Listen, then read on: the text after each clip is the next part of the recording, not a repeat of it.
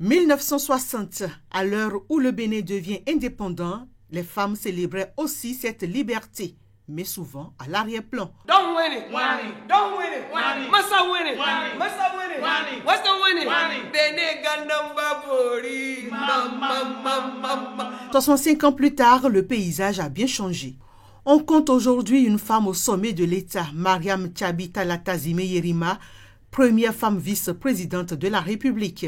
À l'Assemblée nationale, elles sont désormais 29 à y siéger. Un chiffre historique, fruit d'une réforme qui impose un quota minimum de représentantes. Des femmes, on en retrouve également à la tête de plusieurs autres institutions de la République. Si je prends la Haute Cour de justice, si je prends aussi la Cour des comptes, c'est 2 femmes qui sont à leur tête. J'observe aussi que, par exemple, la SRTBA a à sa tête une femme. Dans les conseils municipaux, les marchés, les entreprises, les femmes sont de plus en plus présentes. Des avancées récentes viennent par ailleurs renforcer cette dynamique. Des lois pour protéger les femmes contre les violences basées sur le genre, des mesures pour faciliter leur accès à la santé reproductive et des programmes pour promouvoir leur autonomisation financière.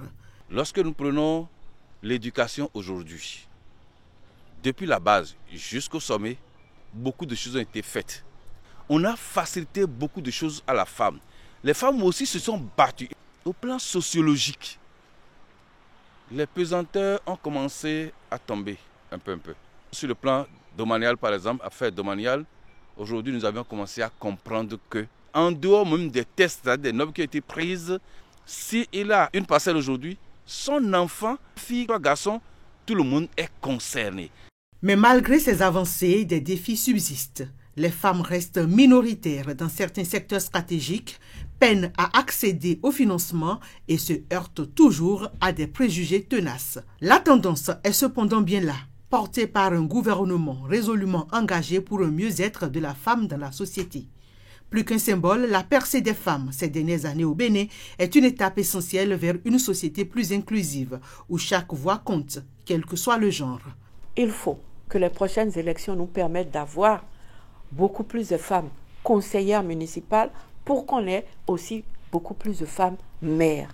C'est extrêmement important parce que c'est au niveau décentralisé, au niveau de la base, au niveau communal, lequel communal couvre l'arrondissement et les villages. C'est de là que le développement véritablement inclusif est impulsé. La question des droits des femmes doit être enseignée aux enfants dès qu'ils sont jeunes. Trouver les éléments de langage adaptés à l'enfant du primaire, à l'enfant du secondaire et au-delà pour que, dès le plus jeune âge, il n'y ait plus de construction de stéréotypes pour les nouvelles générations, pour les plus jeunes. Avoir le pouvoir, ce n'est pas facile. C'est une lutte. Mais dans le même temps, on doit accompagner les femmes.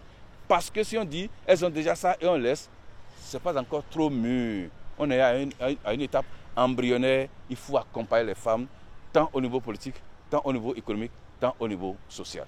Des avancées historiques, mais aussi des défis qui rappellent que la promotion de la gente féminine est un chantier de longue haleine à poursuivre pour construire un Bénin véritablement égalitaire.